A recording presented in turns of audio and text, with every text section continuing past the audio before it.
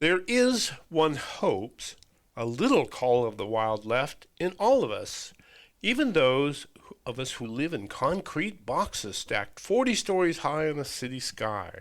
That call leads us to ask, where can we get a taste of wild meat?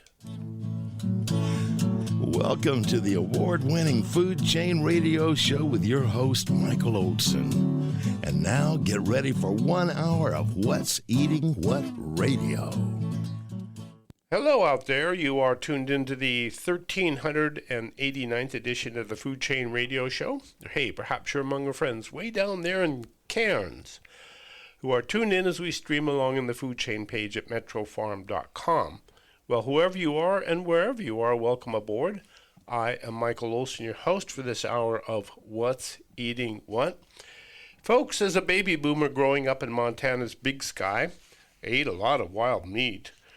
Money was tight just after World War II, and the foods that came wrapped in plastic at the grocery store were too expensive for a family of 7. Fortunately, one grandfather had a farm, so we ate a lot of farm fresh food. The other grandfather had firearms, and game was aplenty.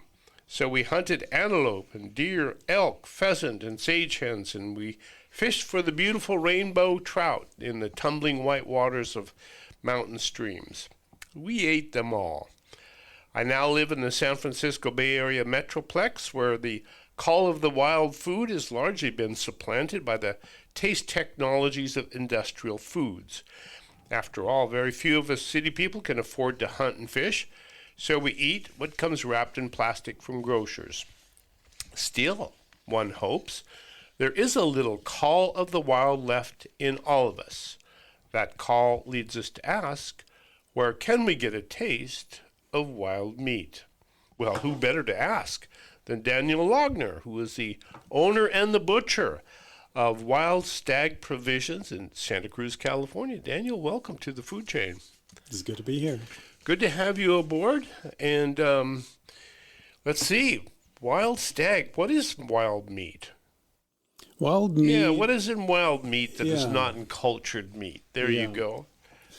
I like this term wild meat because it gives contradiction to domestic meat, which we use all the time. And while it's not technically wild, because there's some USDA regulations that... Not anything wild anymore, is there, when it gets right down to it? Yeah, indeed.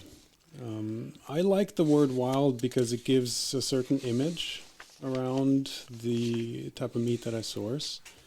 And it's really focused around the genetic ancestry of the animals that I like to use for my butchering, which are bison, venison, elk, wild boar. And then depending on the farm and the season, I'll also incorporate rabbit or duck. Mm-hmm. Well, I found you at the farmer's market. And if there's anything different than wild meat, it's farmer's market meat, more farmer's market food, which is cultured, but local. So I was surprised, but then I thought, well, what better place to find wild meat than in a farmer's market? But technically, as a certified farmer's market, you're really not the farmer who grew the food, right? Yeah, that's right. I don't own the land or the ranch where my meat comes from. Okay, good. Well, tell us a little bit about yourself and how on earth you became a provider of wild meat. I mean, you have quite an academic background, and it would seem like that's the last place you would find a provider of wild meat these days. Yeah, it's been a long journey, and I have a lot of colorful background, shall we say.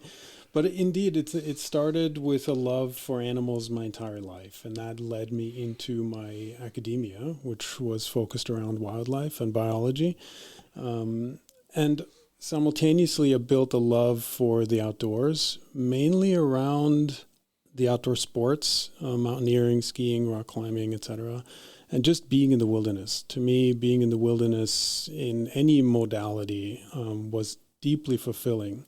And that led me into my later adulthood, my passion for biology and my passion for the outdoor pursuits. And I also felt a lot of connection around trying to be healthy, and that then led me to sourcing my own meat. And the type of hunting that I do requires a lot of skills around being in the wilderness, and it was just natural for me to take my wilderness skills, my biological academic background, and pick up hunting with a very wholesome, mindful way in the backcountry, typically in the high mountains. And then, so that's where my hunting background started. And some years ago, I had a beautiful opportunity to start a new business. And I thought to myself, what would I love to be able to do for myself and for my community? And butchering is, to me, something that I love to do, but also hard work. And I didn't want to take something that I deeply love in the form of a hobby, such as hunting, and turn that into work and monetize that. But I could wrap my head around taking the act of butchering and building some type of business model out of that. And because I know hunting and I know butchering and I love cooking, that was the origin of the seed that's now Wild Stag. And now it's Wild Stag Provisions. Provisions, yes. Very good. Wow, that's quite a story for we city people. Do you see what you're doing with Wild Stag Provisions as kind of challenging city folks with the wild? I love this question, because this question, it makes us think about the bigger picture of food in our world, and maybe the insulation that we have in cities. There's just such a strong capitalistically driven and individualized structure in society right now that doesn't promote the wholesome consideration of where food comes from and what we should be eating, and also the value of what kind of food actually has. Where if you look back, having a chicken for dinner maybe happened once a week for privileged people, and now we have that 5-6 days a week, and it's not considered frequently where that comes from and what kind of impact that has. And so I like to take the platform of Wild Stag Provisions and shed a little bit of light on the awareness of the value of the life of the animals, the value and the importance of where food comes from, and actually how high of an impact that has. So yes, I like to take, as you call it, city people, and maybe expand their minds a little bit on what they have available and how difficult it actually is to make that available to them all the time. Well, we city people do have some interesting habits and proclivities, and one of the proclivities we see in a lot of young people is to avoid eating meat and to become vegan or vegetarian or whatnot. And when I ask why, it's because mostly it's because they don't want to kill an animal, period. And I think that by not wanting to kill and eat animals, they're almost putting society in a place where we will not be able to have animals. Yeah. I would challenge anybody to think a little bit more into the nuance of how things work. And as much as it's nice to consider that vegetarian or veganism is insulated from killing animals, there is, of course, much more complexity to it. And when anybody eats, wheat or soy-based products, most of which are supplied for, a lot of vegans and vegetarians eat those types of products. It's often forgotten that those are actually massive habitats for many animals, most of which get killed. And it begs the question that when we live as humans in this world, can we separate ourselves from the cycle of life and death? And I would argue no. And doesn't matter what type of foods you're going to eat, we're inevitably part of the cycle of life and death. What's eating what? Yes, what's eating what, exactly. For us to live, something needs to die. And that goes for vegans and vegetarians as well, as much as it's hard to consider that. And again, there is nuance there. To their credit, they're making a choice that they're trying to stay away from direct access to. So they're avoiding the meat industry, and they're trying to avoid direct access into that supply chain. And I commend them for that. But it's also important to consider that they are still causing death out there, that there is still death involved in their food. So it's important to keep those things in mind and think in a multiplicity way as opposed to a binary way. It's not just clean cut. What place do hunters have in maintaining wildlife? I love this because it's unfortunately not common knowledge that to anyone who does not hunt, how wildlife in this country is maintained as a resource. There's a structure in the U.S. which has been done extremely successfully called the North American Model of Wildlife Conservation. Unfortunately, most people don't know about this unless you're a hunter. And in general, what the model outlines is that each state has their own capacity for managing resources of wildlife, and they will put biologists out into the field, survey what the population is doing, and then make a calculated estimation on how many tags are permitted to be able to be taken, to have the animals taken out by hunters. So each hunter requires a tag for each animal. And those numbers are monitored very closely to ensure that the population can grow. And then there's all kinds of ripple effects, laws that come out of this that permit, that don't permit hunters from selling their meat, things like that, to incentivize hunting. So what ends up happening is that there is money flowing to the state and also the government, but the state, to be able to fund biological surveys. That's coming directly from hunters. And those surveys then allow population estimates to be translated into tags and to promote the population from growing. And it's been shown to be extremely successful, especially in turkeys and black bear, but also elk and deer have come back immensely. So in effect, it's the hunters who are managing and making possible the wildlife populations. Almost exclusively. Wow. So when people look at hunters askance and say you're killing the animals, what you're actually doing is maintaining the population of the animals so they can live. Yes, Wow. absolutely. Okay, ladies and gentlemen, this is the Food Chain. Michael Olson today with Daniel Laggner. We're looking for a taste of wild meat. Well, come on, admit it. There's a taste, there's a hunger for that call of the wild in all of us. And Daniel is providing that taste. So do stay tuned. We will be right back.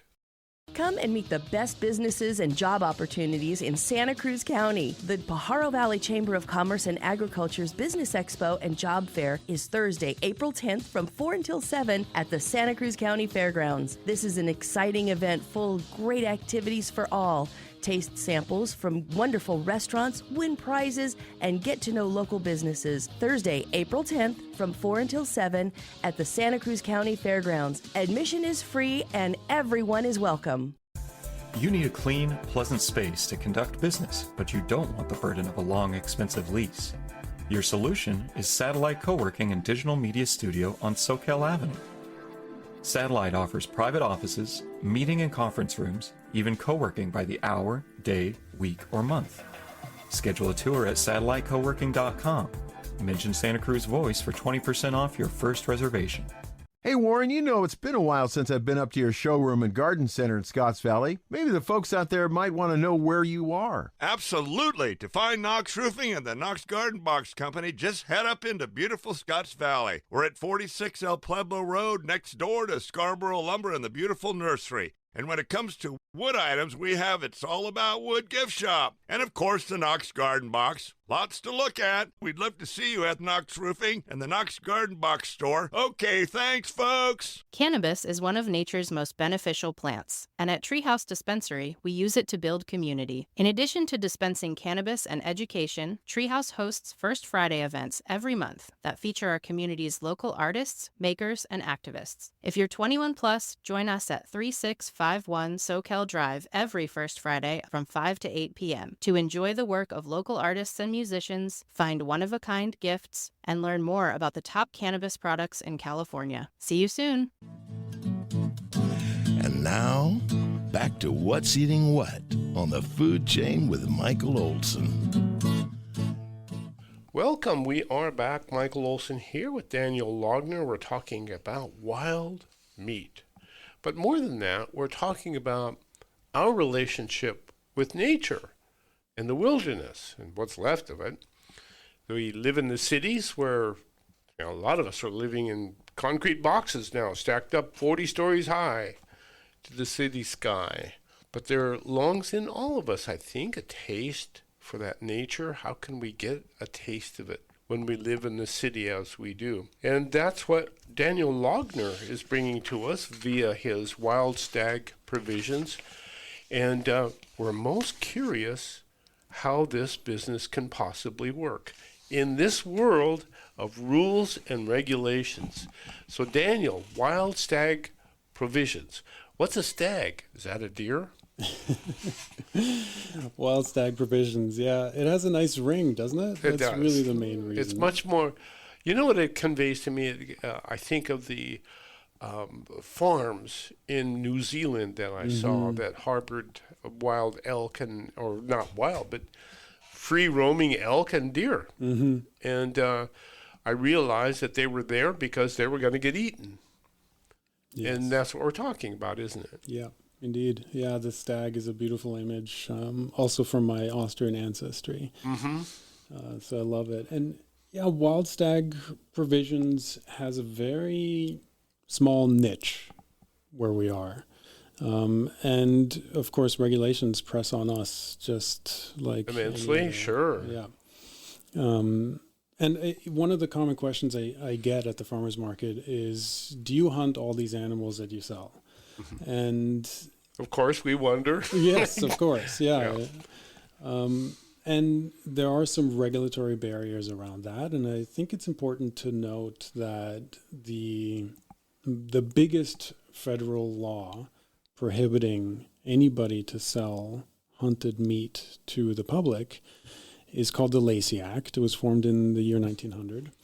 And it was to ensure that populations of wildlife come back by taking away any incentive to monetize hunting. Because what was happening during the days of market hunting is hunters would go out for what they call long hunts, right? I mean, when I go for a long hunt, it's 7 days. Back then, it was 2 years. They say, bye, wife, bye, kids. I'll see you in a couple of years going long hunting. And 2 years? Oh, a yeah. 2-year hunt? Sure. Yeah, they would go out and they would just hunt a lot of animals, and all with the incentive of making money. And this idea of a buck is selling a deer hide for a buck. And they would go and just load up their wagons and come back and sell it. And at that point, towards the end of the turn of the century, populations were really suffering. So there were just not a lot of elk. Bison, of course, is a historical tale. Yeah, there's the story right there. Yeah. But many other animals fell into that as well. And then the Lacey Act came in to prohibit that. So that doesn't allow any monetization or even trading of hunted wildlife. So because of that, all the animals that I that come to me from the ranch that I work with are considered livestock by the USDA. Right. So they're not hunted, and they still go through the standard USDA process. Okay. Yeah. So they're raised on ranches and they're slaughtered there. Yep. And Okay. they're slaughtered on site. On Yep. site. Mhm. And then the carcass is frozen? Yep, absolutely. Yeah, they have a standardized process, the USDA does, and they're frozen on site. It's all there, and then they get distributed however they get distributed. So in a sense, you're kind of like a restaurant. Yeah, yep, absolutely. Yeah, because a restaurant or some butcher shops and myself, we're all bound by the same regulations in the supply chain. Now, the world of meat is changing dramatically by virtue of the internet and the food that now comes in cardboard boxes to the front door rather than you going to the grocery store and buying it.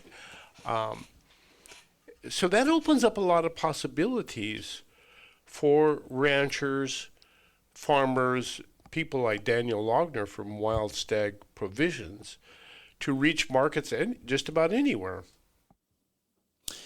It does, and in my niche with this kind of wild game or wild animals meat niche that I'm in, is not very scalable. And I'd like to talk a little bit about why. And please do. It's one of actually... And when we're talking about scalable, Yes. that means you're not going to be a McDonald's. Right, exactly. Yeah, I'm not going to be distributing... I'm not even going to be distributing throughout California. I'm really community focused. So you're really focused on that farmer's market. Yeah, farmer's market Let's model. talk about why that is. Yeah. I mean, partially one of the philosophies that I have in the business is to be able to provide what I believe is the highest quality meat available to the public outside of hunted meat, to the community, to my community. And so that's one of the philosophies. But I think it's important to think a little bit more about the scalability around utilizing animals like bison, venison, elk, wild boar. This begs a bigger question, which is domestic animals such as cattle, pigs, chicken, etc.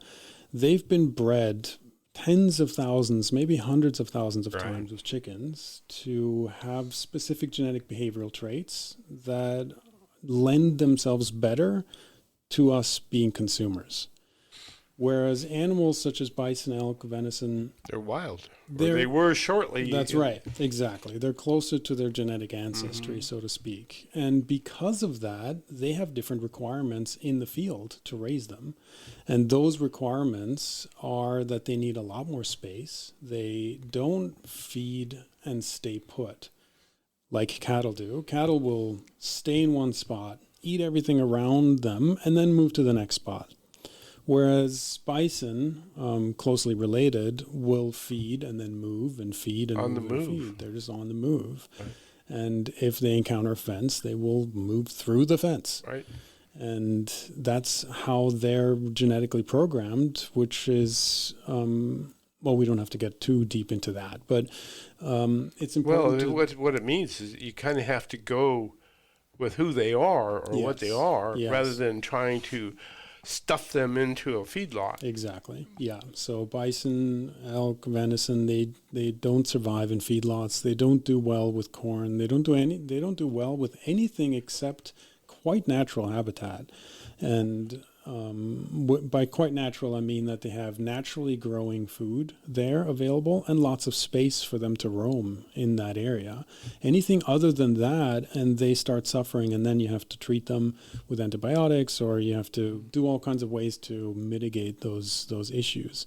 So in that way, it's not very scalable because a few animals require a whole lot of land. And then there's a direct relationship between how much meat I can provide to the community and the quality of that meat. So the more meat I want to be able to provide, the less quality the life of those animals are. So in that way, I like to stay with the philosophy of providing this high quality meat to my community here locally, because I know if I stay at that scale, I can still uphold the quality that I believe in is necessary.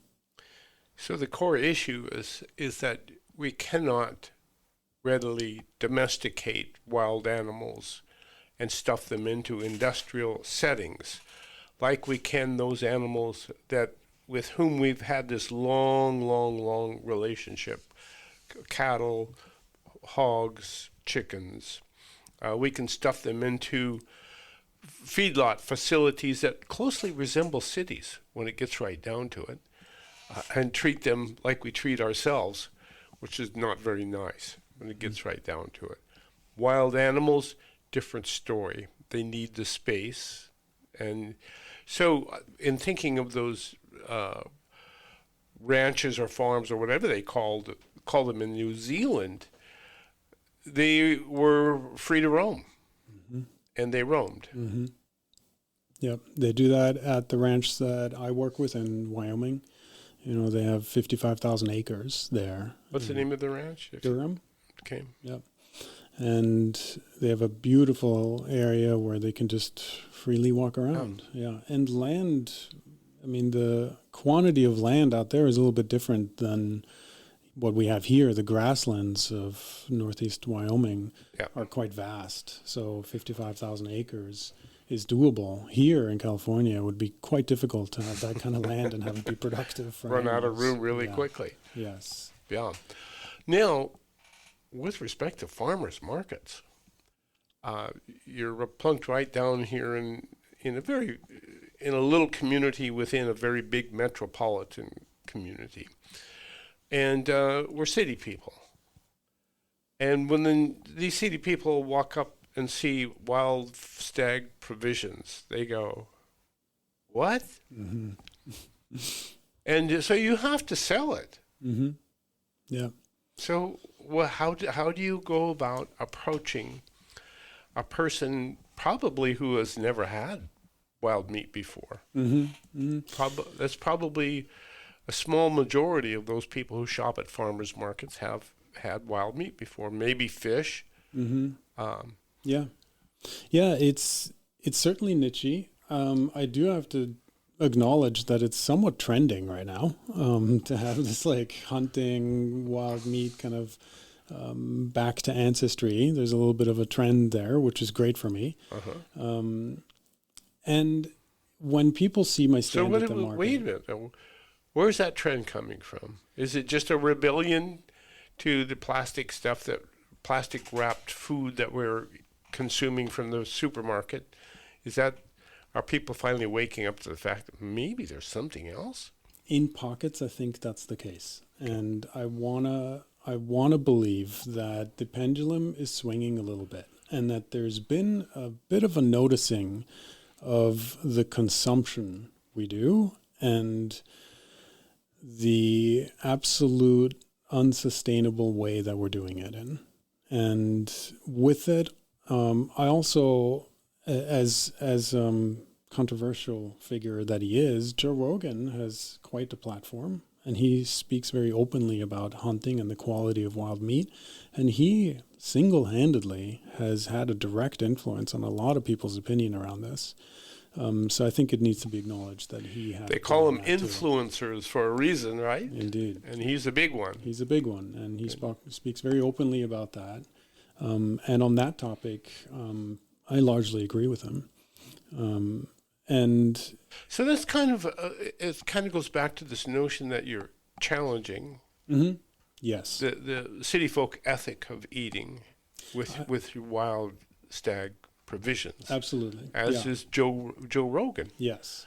I like to think of Wild Stag Provisions as a wild meat supplier, but also as a platform for education. I want to engage people, and I don't push that per se, but I welcome it. And if there are any questions that my customers have, which there are a lot of for good reasons, because my booth says reclaiming the power of wild meat. What does that mean? So I invite questions, and and I love that. And I love to engage people and utilize my platform as a place to talk about, on a philosophical level, how we consume meat, where does it come from, and how can we do the best that we can as consumers in a capitalistically driven world. And it is very difficult. And again, there is no correct way. And it's important to note that there is deep complexity, history, and nuance, and we just need to become more aware. And that's where it begins. Let's start with this awareness. Let's think critically about where our food comes from, and then make decisions for us and our immediate community, and hopefully from within things can grow. A lot of work to be done there, Daniel Laggner. Yes, but it has to start somewhere. There you go. One person at a time, right? Yes, indeed. And there exactly. You go. Well, we're going to have to take a quick break here in a couple of minutes, but how much can we do with wild meat? I mean, as you say, there's a limitation here. But as I look out there into the world, there seems to be a lot more that could be done with respect to wild meat. But how much? Mm-hmm. Yeah, as far as large consumption of wild meat, federally, in the country, it's unlikely that that's going to happen. But perhaps there is an awareness and an education of how animals like to live, what's more ethical for them, and or rather the alternative, what kind of conditions should animals not live in? What kind of meat should I try to avoid and stay away from, and why? And I think those are really important questions to ask. And I would hope that understanding the conditions that wild meat animals live in, bison, elk, and venison, might shed a little bit of light on how far we've come into creating these animals, quite literally, for our consumption. And the interesting fact is, by hunting animals, you're making it possible for them to live. Now, that would probably be the most difficult thing for a city person to comprehend. But in fact, it is the truth. Hunting them allows them to live. Not hunting them, not allowing them to live. This is the food chain. When we come back, we have to ask Daniel how to go about finding and eating wild meat. Gonna be fun. Stay tuned. You can earn a substantial income by farming for the city. All you need to do is take your crop to market and win the competition for the consumer dollars. There is a well-proven strategy for winning this competition. You will find it embedded in Metro Farm, the guide to growing in or near the city for the city. Port Ideas, Greg Williams. There's a tremendous amount of useful information in Metro Farm for farming in or near the city.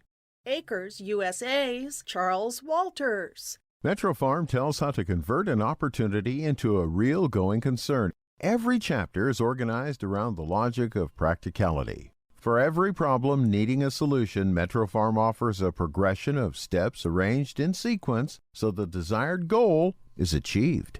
Before you plant your seeds, pick up a copy of the Ben Franklin Book of the Year award-winning Metro Farm. Then plant your seeds and win the dollars. MetroFarm.com. MetroFarm.com. We're on the farm with Joel Salatin. Would you like to buy homemade soup, backyard chicken, and the neighbor's artisanal lunch meat? The Farm to Consumer Legal Defense Fund protects your right to acquire the food of your choice from the source of your choice. I'm Joel Salatin from Polyface Farm, and I urge you to defend the right of neighbors to engage in direct food commerce. Join today at farmtoconsumer.org, the food of your choice from the source of your choice. That's farmtoconsumer.org.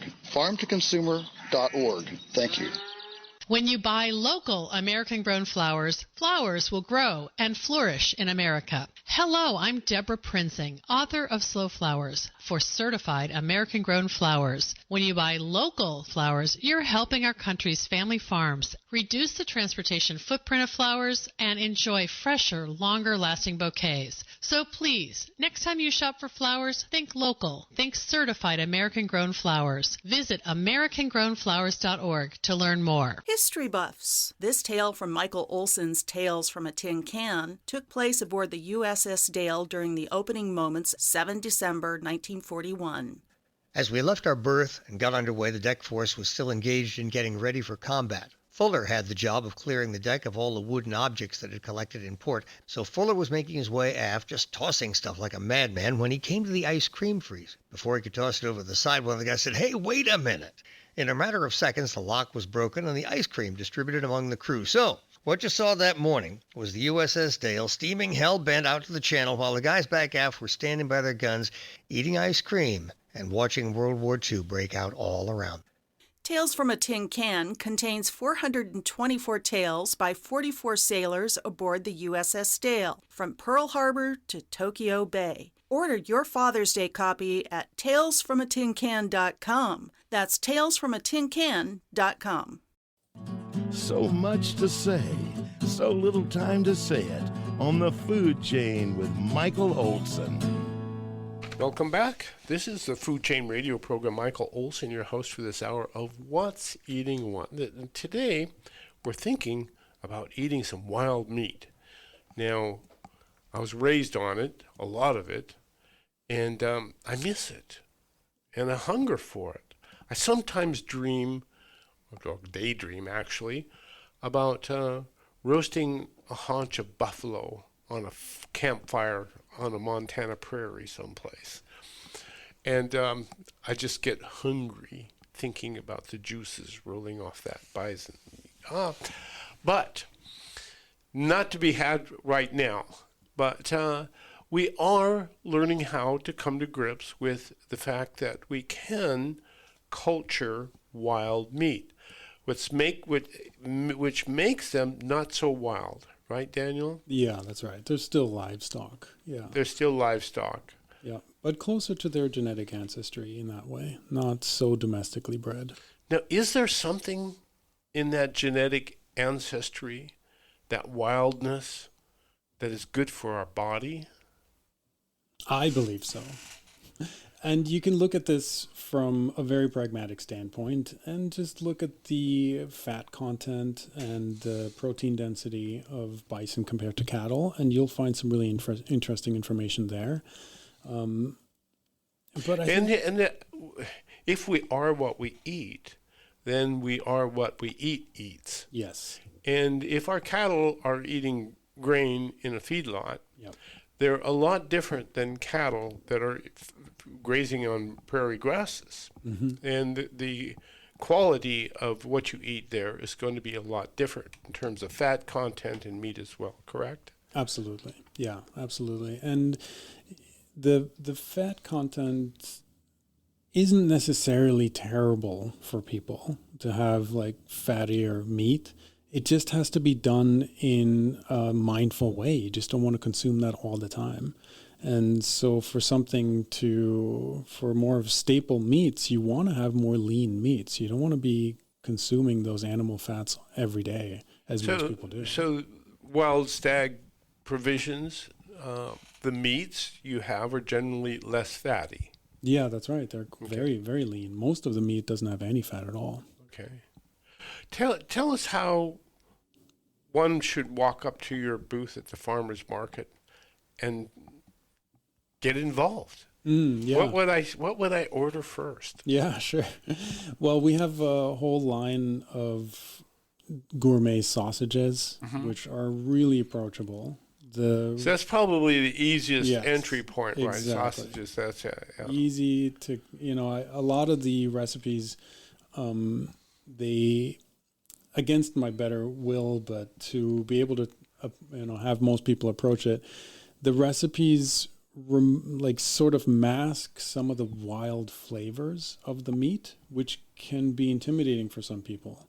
And some people are attracted to those. Mm-hmm. Especially the ones who have nostalgia or, childhood memories from that. Well, I have both with respect to the wild meats that I've eaten growing up. And some of the memories are very good, mm-hmm, and some not so good, depending on what the animal had been eating. Now, if the animal had been eating sagebrush, not so good. Yep, it has a stronger flavor, and especially with deer who are browsers, they eat brush and leaves, and elk and bison, they're grazers, so they only eat grass, and it can pretty well be assumed that that meat is going to be very neutral in flavor and sweet. So you're probably not going to get sagebrush meat, then? No, okay. yeah. So the sausages are really approachable because they're just yummy. Mm-hmm. They're just yummy. I add fat in because the meat is so lean, so they're just yummy.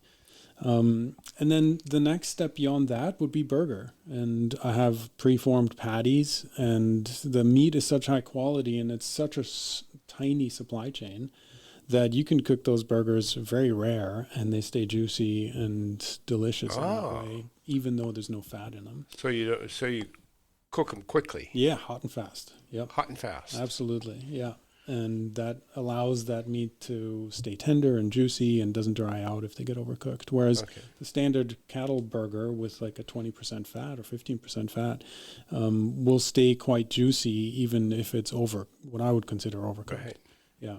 So it requires a little bit more finesse, but still quite simple to approach.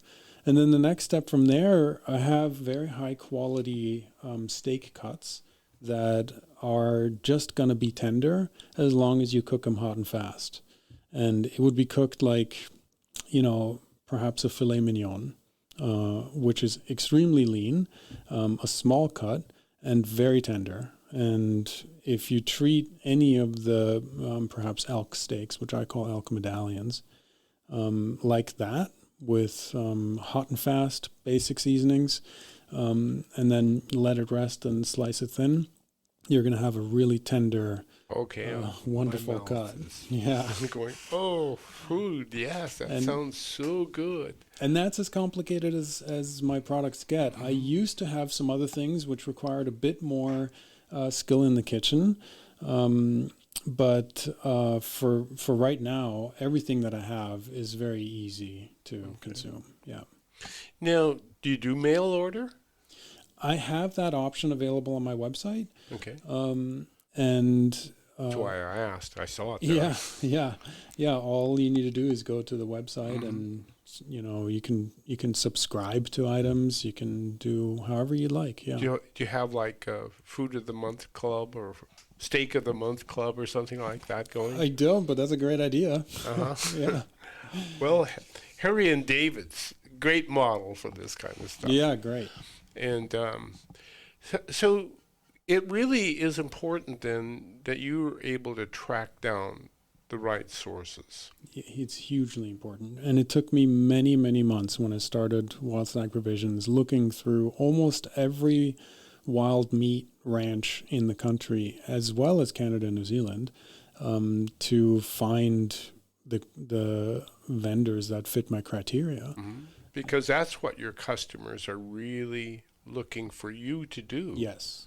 Is find the right source. Absolutely, yeah. They depend on me to vet the ranch. Yeah, to make sure that the animals have the because you know what it took to find them. Yes. And nobody else wants to go through that. What do you look for? Very simple criteria. Simple, not easy. And that's essentially that the animals have growing food, so that the natural feed that they need grows there, and that they have plenty of space to roam. That's it. Those are my two main criteria. And if those criteria are met, all the other things fall into place. They don't have high density of populations, so then they don't have a lot of sicknesses. Yeah, they don't have a lot of sickness because there's not a high density of population. The animals are able to move, so they don't have any kind of physical issues around that. So you're really looking for farms and ranches that approximate as closely as possible nature. Yes. Yeah, absolutely. Yeah.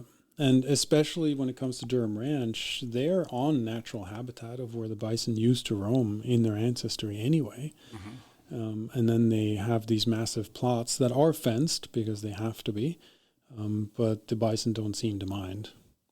Okay, as long as there's a lot of room to move. There's enough room, enough room, yeah.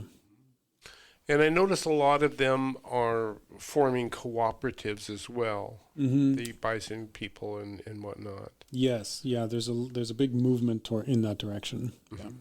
Unlike Ted Turner, yes, unlike who Ted owns Turner. half of Montana. Yes. Yeah. Yeah. Yeah, I mean, we want to head in this direction where we start thinking about the supply chain not as the massive operations that are ruling the food industry, and start... Wherein 4 businesses run, 80-90% of the meat in America. Yeah. Yes, absolutely. And start creating a little bit more nuance in the supply chain and breaking away from that. More small people working together, yes, to form marketable sized co-op, the classic agriculture co-op. Yep, that will increase quality of land. It will increase quality of the meat. It will increase quality of the people within that co-op. It will just strengthen the community, and it will empower communities as well. Mm-hmm. Now, all of the slaughter has to go through federal government facilities, correct? Yes, those can be mobile too. Ah, okay. Now, that was up to a year or so ago, until very recently, that was the greatest impediment to small-scale animal husbandry, was the difficulty in slaughter and processing. Mm-hmm. And it's the big industrial scale operators have figured out a great way of getting rid of all the competition by making it financially impossible for small operators to work. Mm-hmm. Do you see a way of overcoming that obstacle? This has been ongoing for many years. Yes. And the work of Temple Grandin has to be mentioned, who has done an immense... The Temple Grandin. Incredible. Not just any Temple Grandin, but the Temple Grandin. One of my heroes. Yeah. And what she has done has moved the needle, per se, in how slaughtering happens. Not everywhere, but at least in awareness to most. And I have to say that there just isn't a great solution. There just isn't. The only things that we can do is having the work of Temple Grandin grow, having awareness of what slaughter, like large-scale slaughter facilities do, having awareness around that, and perhaps starting to create a little bit of mitigation around the conditions there. And the only other solution, which I feel lucky that I'm part of, is to minimize the quantity of animals per slaughter at a time. That will start mitigating some of the terrible conditions that can occur. But when you have thousands of animals in line waiting to be slaughtered, it just is awful. There's no way around it. A few minutes left, but I'd like to ask you the big question. As a hunter, what is the first thing you do when you shoot an animal? Yeah, this is a deeply philosophical struggle that I have in myself, because I have so much love for animals, and always have my entire life. Since my earliest memories, Did you pet chickens? Everything, all the things. I've done all the things. Fair enough. And I slept in a sea of stuffed animals, and I did all the things. I just absolutely adore all animals. They fascinate me, and I have a kinship with them. The killing part of hunting is unbelievably difficult, and it sometimes takes me weeks to recover emotionally from a hunt, especially if it's a very intimate hunt. And I always inevitably ask myself, why am I doing this again? Why am I out here facing this this truth of life and death? Yes, and the answer is life and death, yet I could still choose not to do it. and not put myself through that pain. Eat the plastic wrapped meat. Yes, I could. And that is actually a struggle that I have. I find myself out there sitting in front of a dead animal, sometimes weeping. And then I ask myself, why am I doing this again? And there isn't a clear answer. It's a deep struggle. And I don't think I will ever have a deep answer or a real answer around this. Except that I want to be in the cycle of life and death up front, right there. And it also builds a deep knowledge and intimacy with these animals that I love so dearly. Yeah. It's an irony, a paradox almost, to want to be involved with animals by killing them. But it is a way for me to have a very close relationship with them. It is said, I don't know how true it is or not, but it has been said that the Plains Indians always thank the animal when they killed it. Thank them for providing them with life. And I guess, when it gets right down to it, that seems to be what you're trying to teach the world. It gets right down to it. Whether you're slaughtering an animal or chopping down a soy plant, the same holds true, that we must kill to eat. And if we somehow come to grips with, maybe if we give thanks. Yeah, I would add something to that, which is the thanks is for me. It's not for the animal. The thanks is the gratitude I have is for myself. And the animal doesn't need gratitude. What the animals need is an awareness of us humans of what they need. The way that we can be thankful, the way that we can have gratitude is by knowing how they can live a good life.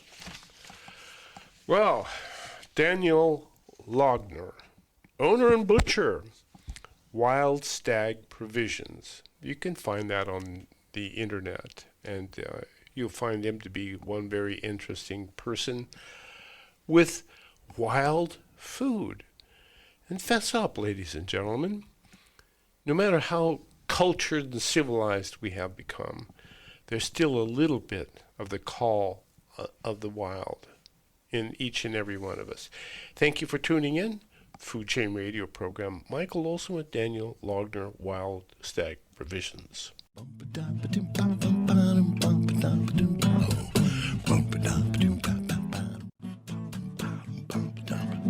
You've been listening to the award-winning Food Chain Radio show with Michael Olson. And if your friends missed the show, tell them to log on the Food Chain page at metrofarm.com for a listen.